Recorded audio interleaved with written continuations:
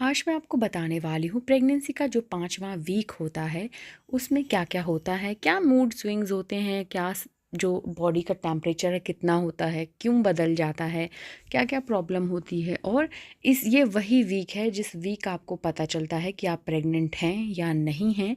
तो यहाँ से 5वें वीक से शुरू हो जाता है आपका दूसरा महीना कि आप प्रेग्नेंट हो चुकी हैं, एक और दूसरा महीना आपका स्टार्ट हो चुका है।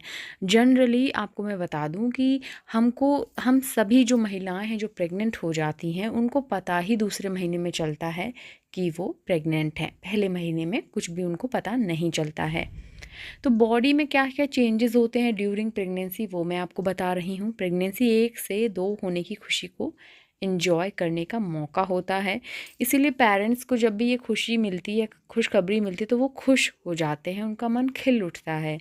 तो ये जो प्रेगनेंसी का समय है, ये 5वें वीक से सभी को पता चलता है कि प्रेग्नेंट हैं। पीरियड मिस हो जाते हैं और आप सोचने लगती हैं कि टेस्ट कर लूँ पीरियड क्यों नहीं आए। और पीरियड्स नहीं आए क्योंकि आप प्रेग्नेंट हैं। कभी कभी कोई प्रेग्नेंट नहीं होता है, ठीक है।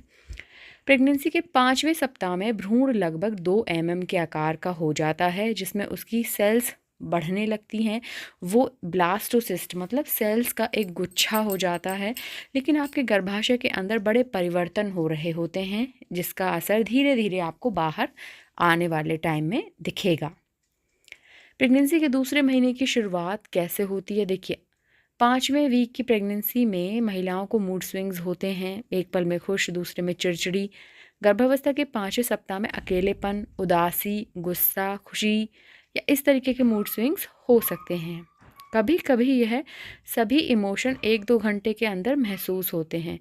प्रेगनेंसी के दौरान आपके शरीर में हार्मोन लेवल लगातार बढ़ रहे होते हैं।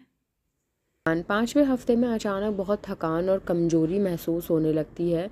शरीर को आराम की ज़रूरत होती है। ऐसे में थोड़े थोड़े अंतराल पर आप कुछ देर के लिए नींद ले सकती हैं। डाइट आपको बार बार खाना है, एक साथ आपको ज़्यादा खाना नहीं खाना है, ताकि शरीर में जो ब्लड शुगर लेवल है ना, कम ना हो जाए और आपको एनर्जी मिलती रहे। इसलिए आराम करती रहें और खाती पीती रहें, पानी पीती रहें। क्रैम्प्स, शरीर में हार्मोन्स के उतार चढ़ाव और पानी की बढ़ती ज़रूरत की वजह से पैरों में क्रैम्प्स होने लगते हैं, ऐंठन की प्रॉब्लम होने लगती है, जो कि नॉर्मल है, आपको घबराना नहीं है। लिक्विड चीज़ें आप पीती रहें अच्छे से। हल्की ब्लीडिंग, अगर आपको हल्की ब्लीडिंग नज़र आती है तो ये इम्प्लांटेशन ब्लीडिंग हो सकती है।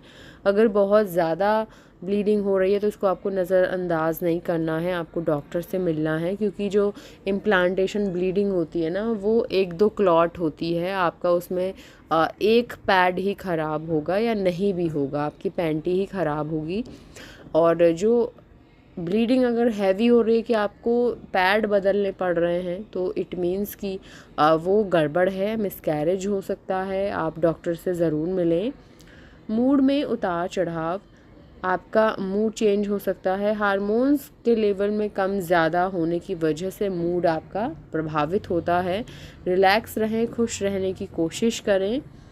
शरीर में आपको बदलाव देखने को मिल सकते हैं। शरीर में कुछ खास बदलाव देखने को आपको मिल सकते हैं, जैसे पेट का आकार आपको बढ़ा हुआ नहीं मिलेगा, लेकिन आपका पेट आपको ऐंठन हो सकती है, पेट में अपच जैसा, या आपको कॉन्स्टिपेशन की प्रॉब्लम हो सकती है।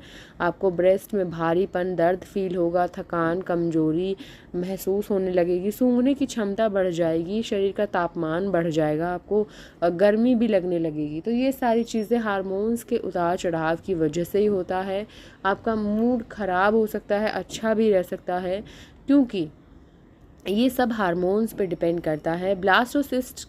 ब्लास्टोसाइट के यूट्रस में इम्प्लांट होने पर स्पॉटिंग दिखाई दे सकती है, मतलब खून की कुछ बूंदें ही आती है। मैं आपको फिर कह रही हूँ, अगर बहुत ज़्यादा ब्लीडिंग होती है तो आपको डॉक्टर से मिलना है तुरंत। कितना बच्चे का विकास हो चुका है उसके बारे में बता दूँ। इस समय आपके बच्चे का आकार बहुत छोटा होता है, संतरे या सेब के बीज के बराबर होता है, 0.13 इंच जितना। बच्चे के स्वास्थ्य के लिए भी यह अहम समय है, क्योंकि इसी समय उसके दिमाग में न्यूरॉन्स बनने लगते हैं। बच्चे के दिल, दिमाग और रीढ़ की हड्डी बनने लगती है, और लगभग 1 हफ्ते बाद आपके बच्चे का नन्हा सा दिल भी धड़कने लगेगा। अल्ट्रासाउंड रिपोर्ट आपके 5वें सप्ताह में हुए अल्ट्रासाउंड में एक काला घेरा दिखाई देगा, ठीक चौथे सप्ताह की तरह। यह एमनियोटिक सैक है, इसी में भ्रूण पनप रहा है।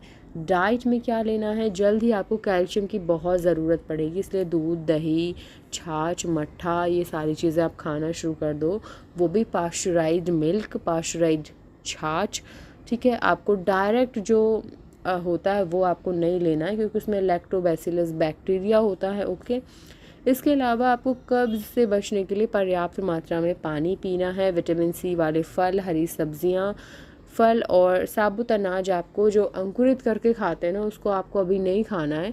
खा भी रही हैं तो आप उसको बॉईल करके खाइएगा, क्योंकि उसमें ना बैक्टीरिया होता है और वो हार्म करता है डायरेक्ट आपके बेबी को।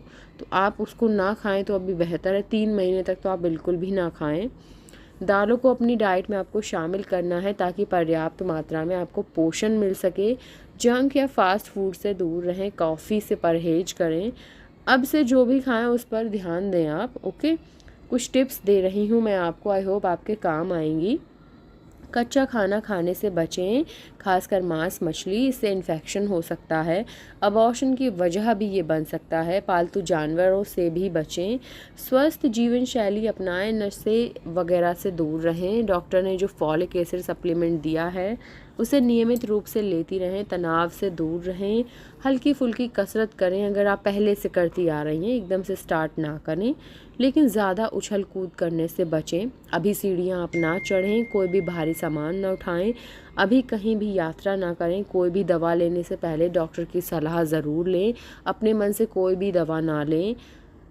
और आपको प्रेगनेंसी के दौरान पपीता नहीं खाना है, अनानास नहीं खाना है, इनसे गर्भपात का खतरा बढ़ जाता है। और मैं ड्राई फ्रूट्स में बात करूं तो कोई भी ऐसा ड्राई फ्रूट आप अभी खाना शुरू मत करिएगा। अभी आप 3 महीने तक अपनी नॉर्मल खाने पीने वाली डाइट, जैसे आप डेली रूटीन में खाना खाती हैं उस तरीके से खाइए। जूस लेना शुरू कर दीजिए, बट जो एक्स्ट्रा चीज़ें हैं जैसे ड्राई फ्रूट्स बहुत ज़्यादा एकदम से, वो सब आप बंद कर दीजिए, मतलब वो नहीं खाना है अभी। आपको नॉर्मल तरीके से रहना है, लिक्विड ज़्यादा लेना है, हेल्दी चीज़ें खानी हैं, ओके। तो क्योंकि इन सारी चीज़ों से गर्भपात का खतरा बढ़ जाता है, आप रिस्क नहीं ले सकते हो, ठीक है। बहुत गर्म होती हैं ये ड्राई फ्रूट्स वगैरह, तो कोशिश करें अभी इनको थोड़ा सा अवॉइड करने की। वीडियो अच्छी लगी है ना तो लाइक, कमेंट, शेयर ज़रूर करिएगा। आई होप आपकी बहुत मदद हुई होगी। अगर आपको अभी नया नया पता चला है कि आप प्रेग्नेंट हैं और आप अपना ख्याल रखना स्टार्ट कर दीजिए, कॉन्ग्रेचुलेशंस मेरी तरफ से। और अपना ध्यान रखिए अच्छे से, ठीक है। नेक्स्ट वीडियो में मिलती हूँ। वीडियो को लाइक, कमेंट, शेयर ज़रूर करना और मेरे चैनल को ज़रूर सब्सक्राइब करिए। Thank you so much.